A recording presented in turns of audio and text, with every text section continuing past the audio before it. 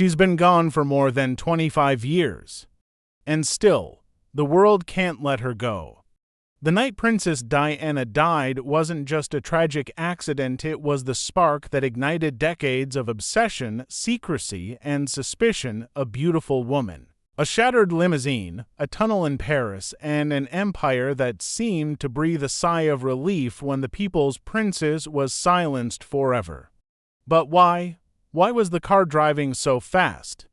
Who was really chasing her? And the question no one wants to answer out loud: was it really just an accident? Or was something much darker at play? Whispers of conspiracy have never stopped. But for decades, they remained just that: whispers, dismissed, laughed off. Until now, in a tearful, unguarded moment, Prince William broke years of silence and uttered the name of the one person he believes was truly responsible for pushing his mother to the brink.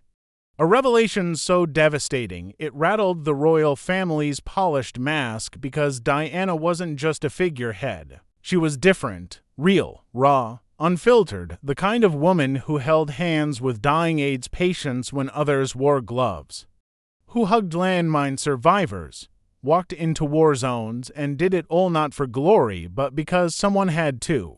She didn't wear her crown in gold, she wore it in humanity. She wasn't just beloved, she was a threat. A mirror to everything the monarchy wasn't. Behind the palace doors, Diana was fighting wars no one could see. Her marriage to Prince Charles wasn't a union, it was a carefully orchestrated facade. One she quickly realized was a gilded cage. She was emotionally bruised, isolated, constantly watched. But through it all, she remained a mother first. William and Harry weren't just heirs to a throne, they were her tether to hope, her reason to survive, and she raised them not in ballrooms but in burger joints.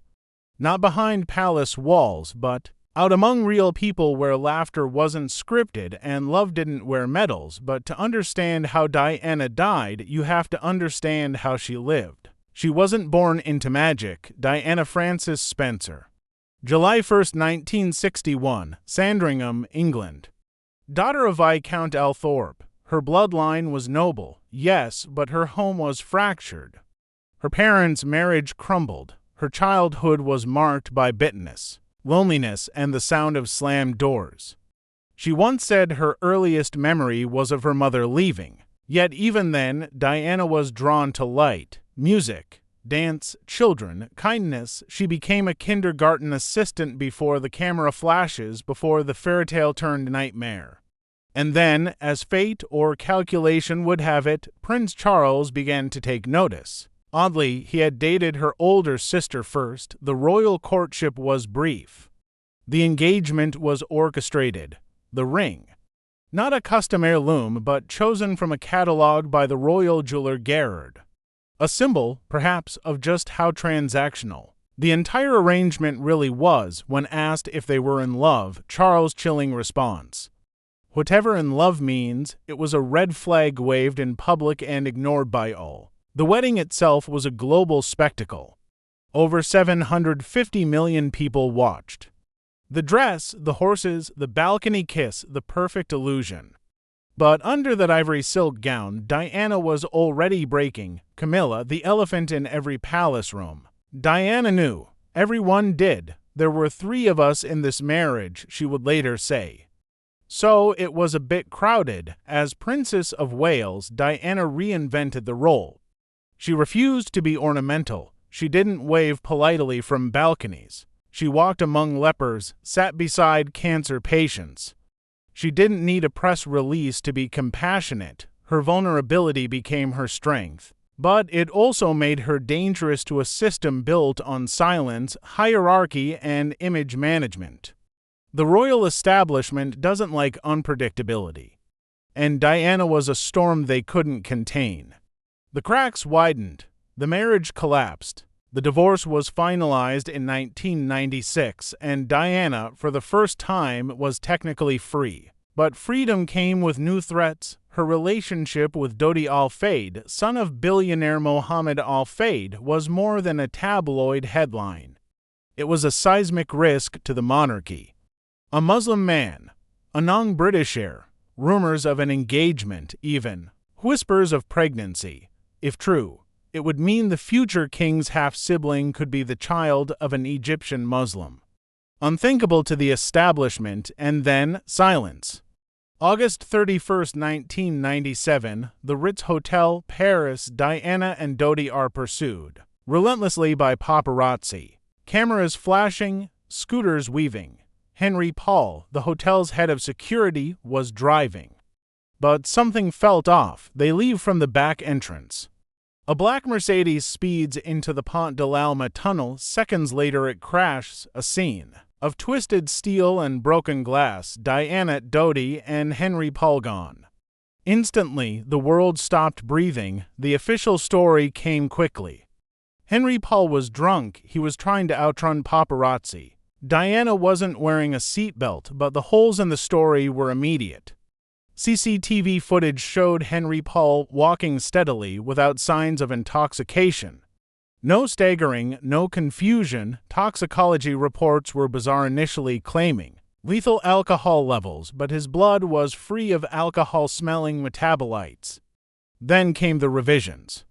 Revisions on top of contradictions, and then the white Fiat O. Eyewitnesses said a small white car clipped the Mercedes just before the crash. White paint was found on Diana's vehicle, but then mysteriously disappeared from evidence storage. The driver of the Fiat, never identified. Mohammed Al-Fayed would later claim it belonged to an MI6 asset, and he wasn't alone in that belief. The UK's Operation Paget, a massive internal investigation, declared it an accident. Case closed, but Paget's own documents raised more questions than answers. Why did the main security camera at the tunnel entrance malfunction exactly during the crash? Why were 16 other cameras coincidentally offline?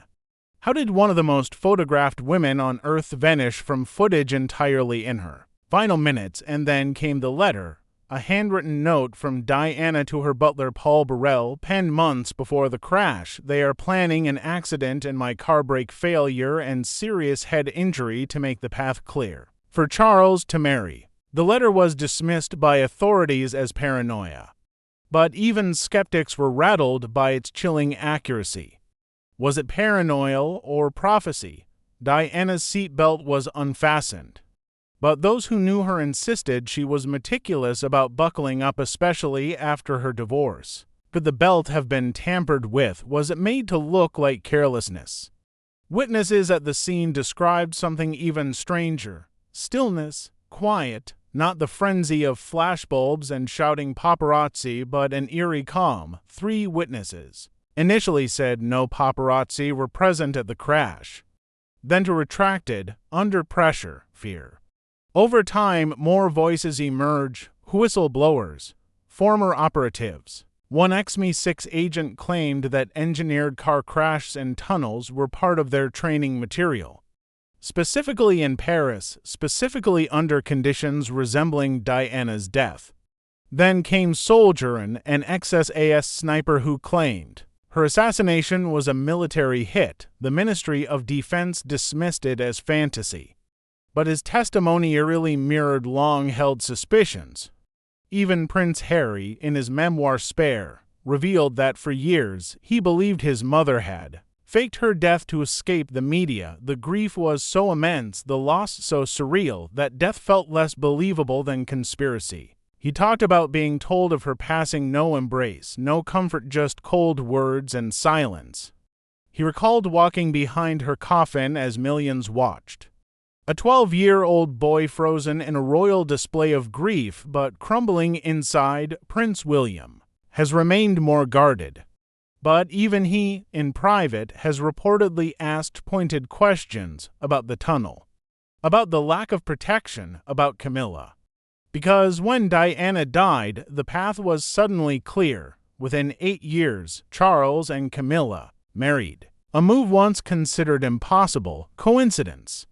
Or a carefully arranged endgame? And what about the royals' behavior after the crash?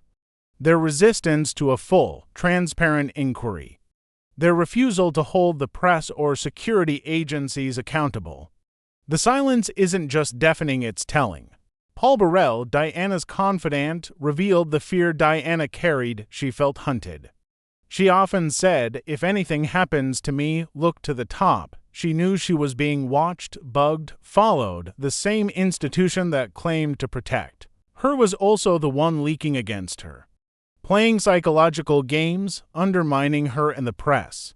And yet, through it all, Diana loved deeply. She dreamed of a quiet life, of walking barefoot with her boys on the beach, of escaping titles and tabloids. After her death, Burrell's book A Royal Duty divided public opinion. Was it betrayal or a desperate act of truth-telling? Either way, it painted Diana not as paranoid but perceptive, not as unstable but intuitive. She saw what was coming. She just couldn't outrun it. Harry's revelations in Spare only deepened the wounds. He accused Camilla of leaking private stories, called her dangerous, claimed she sacrificed others to rehabilitate her image. He spoke of being physically attacked by William, of palace manipulation, of being silenced for the sake of optics. One line stands out: the seeds of this misery were planted long ago, in a tunnel in Paris, and still the monarchy stands, unshaken, unapologetic. But every anniversary brings flowers, candles, questions. Outside Kensington Palace, strangers still gather. Children still ask, who was she? She was more than a princess. She was a force, a rebel in pearls. A woman who chose love over tradition, truth over protocol. A mother who shielded her sons from storms she couldn't escape. A voice that rang through halls built to echo silence. And maybe, just maybe, that's why she had to be silenced.